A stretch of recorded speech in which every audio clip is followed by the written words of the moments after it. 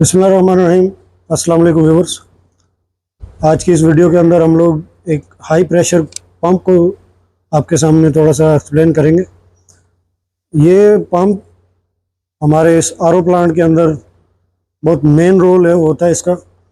ये actually high pressure produce करते हैं और हाई प्रेशर पर जो पानी को हम मेम्ब्रेन्स के अंदर फीड करेंगे तो उसके बाद वो रिजेक्ट वाटर और परमिएट वाटर में डिस्ट्रीब्यूट हो जाता है, अलग अलग हो जाता है, स्प्लिट हो जाता है।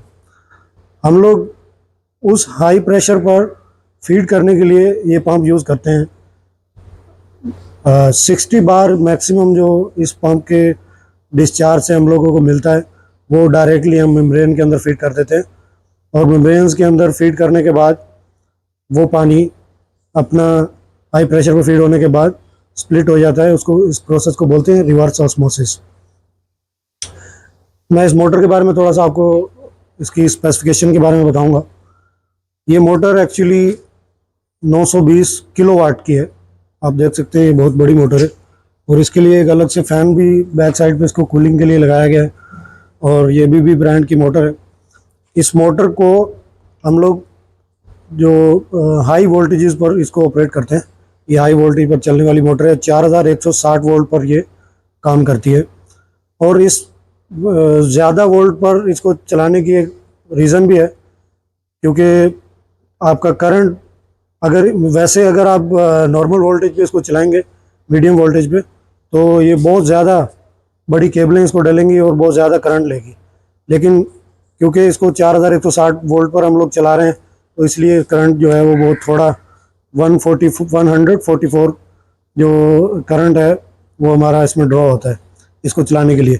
और ये 3480 इसके आरपीएम है, 3480 आरपीएम के ऊपर ये ऑपरेट करती है और इसके अंदर जो मतलब 50 हर्ट्ज मैक्सिमम फ्रिक्वेंसी पर ये काम करती है। हम लोग इसकी स्पीड को हम जाहिर है जितना प्रेशर रिक्वायर्ड होता है उसके हिसाब से हम इसकी फ्रिक्वेंसी को अप डाउन करते हैं और वोल्टेज को भी कम ज़्यादा करते हैं जिससे इसकी स्पीड कम हो जाती है। अगर हमें फ्लो हेड प्रेशर और फ्लो कम चाहिए तो हम उसके आरपीएम कम कर देते हैं ऑटोमेटिकली और उसके कम हो जाते हैं। और आरपीएम कैसे कंट्रोल होते हैं, वो हमारे वोल्टेज और हमारी फ्रिक्वेंसी जो कि वीएफडी से हम लोग कंट्रोल कर रहे होते हैं। इसके लिए स्पेशल वीएफडी डिज़ाइन की गई है जिसके ऊपर ये चलती है। उसके बाद दरमियान में हमारी ये कपलिंग होती है। कपलिंग मतलब मोटर को और हमारे पंप को जोड़ती है आपस में। आप लोग देख सकते हैं ये सक्शन की लाइन है, ये पीवीसी की है क्योंकि सक्शन पे हमारे 2-3 बार प्रेशर होता है, लेकिन जो डिस्चार्ज की लाइन है वो एसएस की है क्योंकि उसमें 60 बार इस प्रेशर को हम लोग 2 बार से 60 बार कर देते हैं तो उसके लिए ऑफकोर्स प्लास्टिक की जो हमारी पाइपिंग है वो नहीं चलेगी। और केबल, जैसे मैं करंट केबल के लिए बता रहा था आपको, ये केबल आप लोग देख सकते हैं, ये 4 कोर केबल है, 150 mm स्क्वायर की होगी, इसमें अर्थिंग भी है। तो ये मैक्सिमम जो है इसके अंदर 144 एम्पेयर को हैंडल करने के लिए सफिशिएंट है। उसके अलावा ये प्रेशर के आप लोग देख सकते हैं कि एक प्रेशर ट्रांसमीटर लगाया गया है सक्शन के ऊपर। एक प्रेशर ट्रांसमीटर ये सैंपल पॉइंट से हमें यहाँ पे प्रेशर का वैल्यू बताता है कि कितना है सक्शन में प्रेशर, और ये डिस्चार्ज के ऊपर एक प्रेशर ट्रांसमीटर लगाया गया है।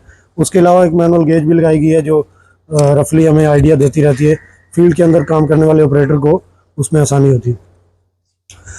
उसके अलावा हमारे पास ये फ्लो को दिखाने के लिए, फ्लो को मेजर करने के लिए उसमें टोटलाइज़र और फ्लो को मेजर करने के लिए उसकी वैल्यू को बताने के लिए हमारे पास ये फ्लो सेंसर लगा हुआ है। उसके अलावा ये मिलीएम्प सिग्नल को यहाँ से हमारे स्काडा में भेजता है, वहाँ पे भी हम लोग इसकी कैलकुलेशन की होती है कि जो फ्लो यहाँ शो हो रहा है सेम वहाँ पे शो होता है। मिलीएम्प सिग्नल जो होता है उसको ट्रांसफ़र करते हैं। इस पंप की स्पेसिफिकेशन की बात कर रहे थे तो इसका जो फ्लो है वो यहाँ पे प्लेट में मेंशन किया गया है। 310 मीटर क्यूब इसका फ्लो है पर आवर और 670 मीटर तक इसकी हाइट, इसका जो हेड प्रेशर है 670 मीटर इसका हेड प्रेशर। और ये कुछ वाइब्रेशन के लिए सेंसर लगाया गया है, तो टेम्परेचर को चेक करने के लिए टेम्परेचर सेंसर लगाए गए हैं। ये जंक्शन बॉक्स और कुछ कंट्रोल के बॉक्सेस मोटर के ऊपर ही लगाए गए हैं, जैसा कि टेम्परेचर सेंसर, वाइब्रेटर, वाइब्रेशन को सेंस करने के लिए। उसके अलावा इमरजेंसी प्रेस है, अगर किसी भी इमरजेंसी की सूरत में आपको इसको पंप को स्टॉप करना है तो आप इजीली सिर्फ इस इमरजेंसी को प्रेस कर दें बटन को, तो आपका पंप स्टॉप हो जाएगा। इसके अंदर जो रिलेज लगी हुई हैं वो इसकी सारी फीडबैक को डिजिटल सिग्नल में कन्वर्ट करके हमारे पीएलसी तक पहुंचाती हैं। डिजिटल सिग्नल हमें क्यों चाहिए? ताकि अगर कोई इमरजेंसी है, कोई किसी तरह का कोई प्रॉब्लम है, तो हम इसको मतलब मॉनिटर कर रहे होते हैं टाइम टू टाइम, हम इजीली उसको उस अलार्म को डिटेक्ट कर सकते हैं कि किस अलार्म या किस फॉल्ट की वजह से हमारी ये मोटर स्टॉप होगी। तो आज की वीडियो के लिए इतना ही। Thank you for watching.